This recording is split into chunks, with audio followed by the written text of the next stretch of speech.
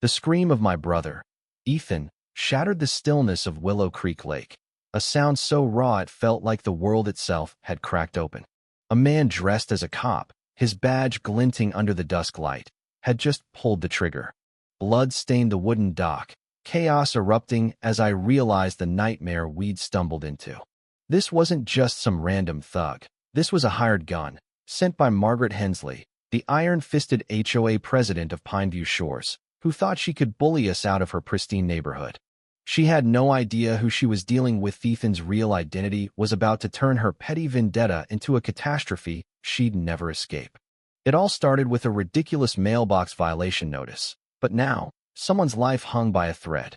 Let me take you back to how this insanity began, a story so wild you'll wonder how it could happen in a quiet lakeside town.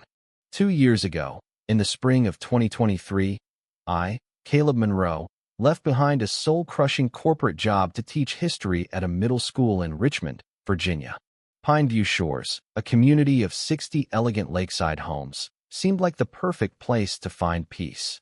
The lawns were flawless, the lake sparkled like a postcard, and the $350 monthly HOA fees promised to keep it that way.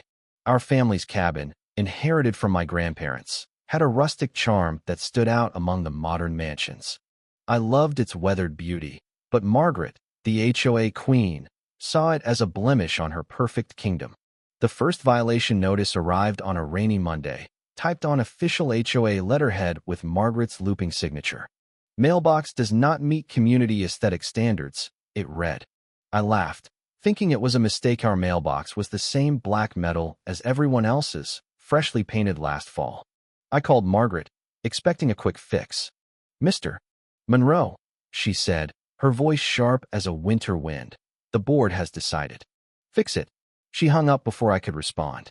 The violations kept coming, each more absurd than the last. Week 2. Lawn exceeds 3-inch height limit. I measured every blade, 2.9 inches, dead on. Week 3. Patio furniture must be navy blue. Yours is midnight blue. I'm not kidding.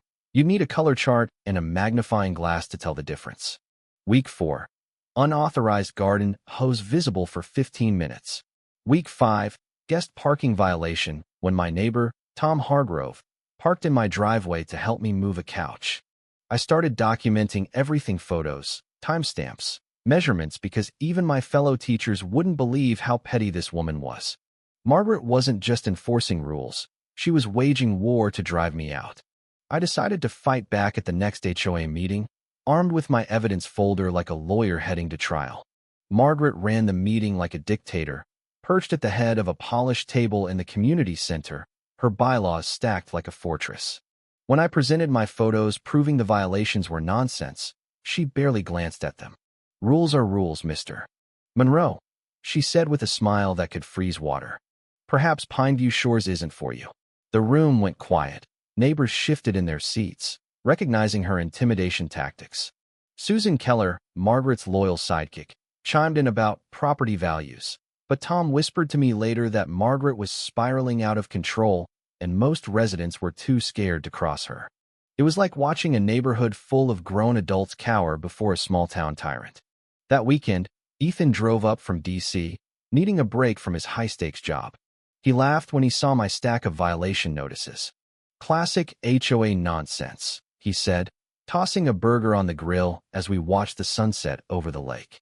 Ethan, usually buried in Capitol Hill chaos, looked like his old self again, not the polished Senator Ethan Monroe the world knew. What we didn't know was that Margaret had driven by, her SUV creeping along the street. She didn't recognize Ethan, but his sleek government-issued car and tailored suit screamed power. She snapped photos of his license plate, her mind already spinning with plans to escalate her campaign. By morning, Margaret was at my door with a plate of cookies and a smile so fake it could have been plastic. "Caleb, I had no idea your brother was Senator Monroe," she purred. "What an honor for our little community." My stomach churned. Her sudden sweetness was a red flag. Ethan had left for D.C. at dawn, thank God, because I sensed trouble brewing. Later, I learned Margaret had spent the night digging into our family. When she discovered Ethan's role on a Senate committee investigating corruption, her world tilted. She'd been embezzling $200,000 from Pineview Shores for years. Fake companies, inflated contracts, personal expenses like her Bahamas trip, and designer bags charged to the HOA. Exposure meant prison. Her next move was chilling. Anonymous complaints flooded my school district, accusing me of hostile behavior and using political ties to bully neighbors. Cropped photos made casual talks look like arguments. My principal warned me to be careful. Rumors could ruin my career. Margaret worked the neighborhood gossip mill, painting Ethan and me as elitists threatening property values with federal interference. She even convinced the HOA board to hire security to protect the community from us, claiming we were government spies. They didn't know she'd already contacted Jack Riley, a disgraced ex-cop drowning in $40,000 of debt. She offered him $60,000 to discourage Ethan from attending the next meeting, leaving the details vague for plausible deniability. The night of the HOA meeting, every seat was filled. 60 households, a record turnout.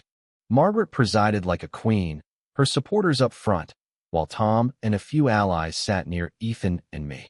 She opened with a speech about community standards, framing me as a defiant troublemaker. When Ethan calmly asked to review the HOA budget, her composure cracked. "Some people think titles make them special," she snapped, a jab at his senator status. I stood, presenting my evidence. Photos of Margaret's own rule-breaking fence, shady invoices, and payments for work never done. The room went silent as neighbors realized their HOA president was a fraud. The vote to dismiss my violations passed, 32-28, a razor-thin victory that humiliated Margaret. She stormed out, vowing we'd regret it. Her revenge was swift. Complaints hit every agency: code enforcement, IRS, even the health department. She spread lies that Ethan and I were spying on residents. Then came her real desperation move. Jack Riley, dressed as Officer Daniel Holt, showed up at our dock that night. His uniform looked legit, but something felt off. His badge number was wrong, his radio codes outdated. He claimed he was investigating threats against Ethan, demanding he come to the station for protective custody. When I asked for his supervisor's contact, he snapped, "Stop questioning me." Ethan mouthed, "Something's wrong," as Jack drew his gun, hands shaking. I stepped between them, demanding a warrant. Jack panicked, the gun fired, and Ethan collapsed, blood pooling from his shoulder. Chaos erupted. Jack screamed, "I didn't mean to shoot him." "Margaret, what did you do?" as he fumbled for his phone to call 911. Tom rushed over, neighbors gathered, and sirens wailed. Margaret arrived, feigning shock, but Jack pointed at her, yelling, "She hired me." She said he was just a troublemaker. Real police swarmed the scene, and Margaret's empire crumbled. Jack confessed everything. Her $60,000 payment, her orders to scare Ethan. The sheriff uncovered her $200,000 theft, fake companies, kickbacks, personal expenses. The community turned on her. Tom was elected interim president, implementing transparent budgets and real improvements. Property values soared 18% in a year, not from fear, but from trust. Margaret's trial in spring 2024 was a spectacle. She strutted in, confident her charm would sway the jury. Jack's testimony crushed her, detailing her conspiracy. Ethan's calm recounting of our ordeal and my evidence-full Dara teacher's meticulous record sealed her fate. She took the stand, claiming she was a victim of political persecution, but her lies unraveled. The jury convicted her in under 2 hours: conspiracy, assault on a federal official, embezzlement, fraud, tax evasion. She got 15 years, ordered to repay $220,000, and banned from HOA rolls forever. The courtroom cheered. Today, I live in Margaret's old house, bought at auction, now a hub for community events. Ethan's Local Transparency Act passed, reforming HOAs nationwide. Pineview Shores is a true community again, with kids playing freely and neighbors collaborating. Margaret's desperate grab for power gave us freedom instead. What do you think Margaret's secret weapon was that she thought would save her in court? Could she have had dirt on someone powerful? Or was it just her ego talking? And would you have fought back like we did, or walked away to avoid the chaos? Drop your thoughts in the comments. Hit that like button, and subscribe for more wild stories.